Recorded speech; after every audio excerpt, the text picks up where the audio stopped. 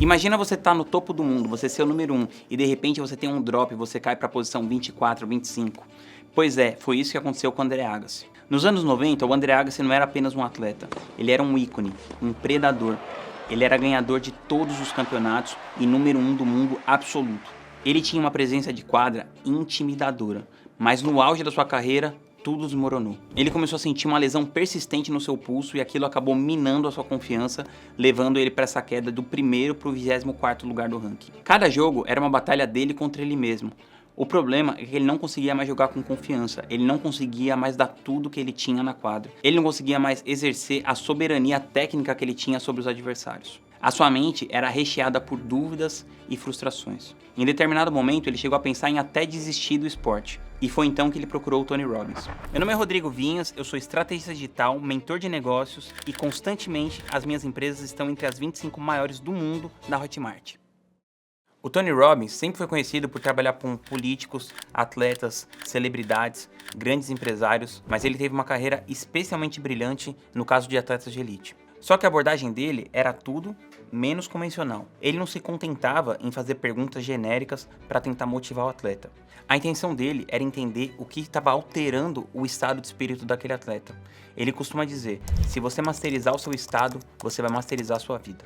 A maneira que o Tony trabalha é hackeando a identidade das pessoas. Por quê? Porque ele entende que a única maneira de você mudar alguma coisa é se você fizer uma mudança completa na sua identidade. Então ele começou a perguntar para o Andre Agassi o que ele estava sentindo, começou a pedir para ele explicar sobre o quanto aquela lesão estava afetando a identidade dele. E quando ele finalmente encontrou o Andre Agassi pela primeira vez, ele não ficou perguntando sobre as lesões dele, sobre o que ele estava sentindo de dor. Ele queria entender o que estava se passando dentro dele num ângulo mais profundo.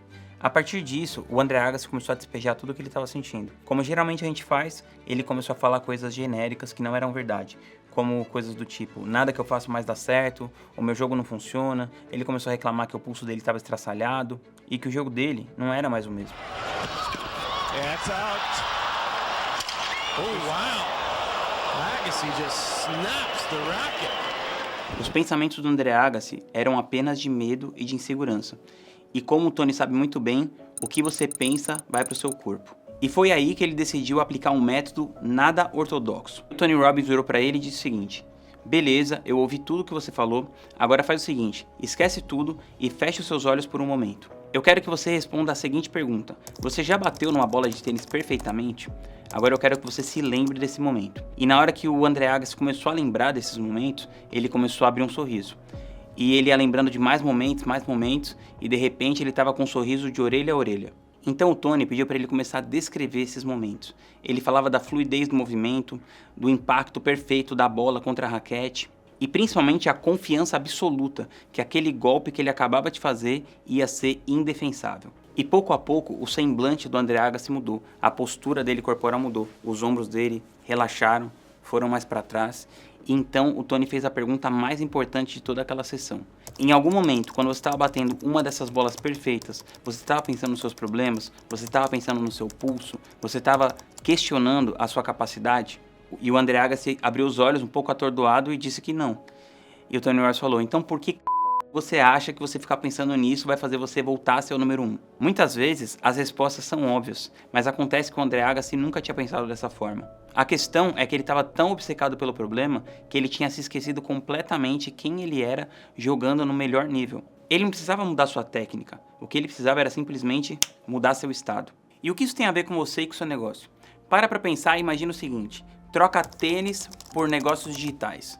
Troca a lesão no pulso por baixa audiência, dificuldade de vender, medo de aparecer. E o que ele estava fazendo que estava puxando o estado dele para baixo? Que estava impedindo ele de ser o melhor que ele poderia ser. Ele estava focando excessivamente no problema. Então ele estava focando no fato de que ele acreditava que ele não tinha mais capacidade.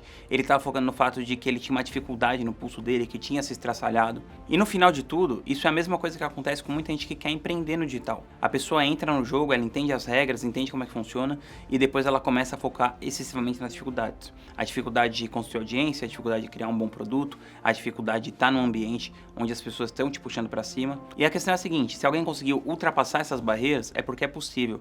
O Marco Aurélio tem uma frase que eu gosto muito que ele diz o seguinte: se é humanamente possível, por que você não vai lá e faz? É muito mais saudável você pensar o seguinte: e se o problema não for o algoritmo? E se o problema não for a minha incapacidade? E se o problema não for a minha falta de carisma?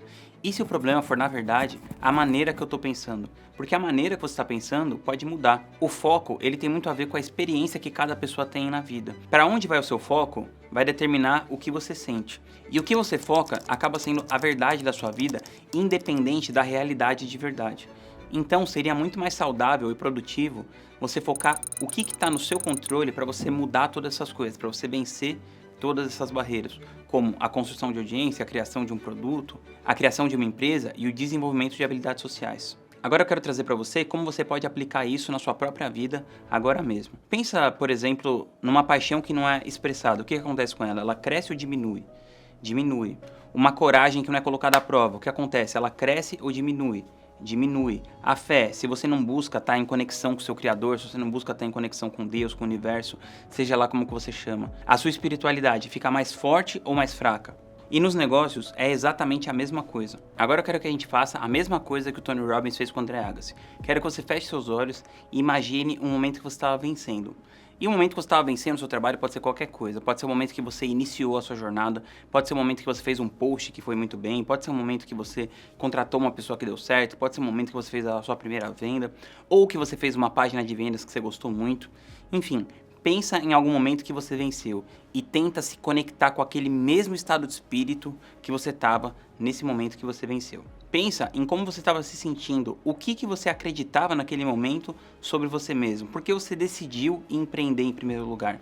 Para você decidir empreender em primeiro lugar, esse é, antes de tudo, um ato de fé. Essa sua versão, ela ainda existe, ela está dentro de você só precisa acessar ela de novo. Em segundo lugar, você precisa mudar sua fisiologia. Você coloca os seus ombros para trás, assim, começa a respirar mais lentamente e isso vai alterar toda a sua bioquímica. Nessa conversa que o Tony teve com o André Agassi, ele mostrou para ele um vídeo onde o André Agassi entra como um predador na quadra de Wimbledon, quando ele ganhou o primeiro lugar na ATP. E o André Agassi lança um olhar matador para o adversário dele, e ele pergunta para o André Agassi o que ele estava pensando naquele momento. E ele responde o seguinte: eu olhei para a cara do adversário e pensei, por que você se deu ao trabalho de aparecer hoje? Eu vou te destruir. E aí a reflexão que eu trago para você é a seguinte: como que você faria o seu trabalho se você tivesse certeza do resultado? Se você tivesse certeza que você ia conseguir ganhar o dinheiro que você quer, atingir o público que você quer, e no final você só vai conseguir fazer o seu trabalho e ter esse resultado se você primeiro se comportar como uma pessoa que já tem esse resultado. O seu corpo define a sua mente e o seu estado físico define o seu estado emocional. Em terceiro lugar, foque no jogo, não no problema. Então, ao invés de você ficar focando no seu pulso que está machucado, no seu pulso que está estraçalhado, você foca no que você pode fazer. Você foca em conquistar cada ponto. E no digital, conquistar cada ponto pode ser fazer um post, pode ser fazer uma reunião, pode ser fazer uma oferta, pode ser fazer uma ligação de vendas. Pode ser uma série de coisas, mas principalmente tem uma em comum. Você precisa de ação massiva. No final, o que a vida espera de você é que você dê tudo de si. Tem um cara que eu gosto muito, que é o Eric Thomas, ele fala sobre o 120%. Essa analogia do 120% quer dizer o seguinte: é para você dar tudo de si e mais um pouco. Então é isso que a vida está esperando de você, que os negócios estão esperando de você e que todas as pessoas que você admira e que prosperaram fizeram. Elas deram tudo de si e mais um pouco. Elas fizeram coisas que elas não estavam com vontade de fazer, elas fizeram coisas que elas não se sentiam preparadas para fazer e ainda assim elas foram lá e deram o máximo delas, o máximo que elas podiam. E esse máximo vai atingir um resultado diferente para cada pessoa, mas a sua única obrigação é você ir lá e dar o seu máximo. Deixe um comentário aqui embaixo desse vídeo sobre como você pretende mudar a sua mentalidade para melhor.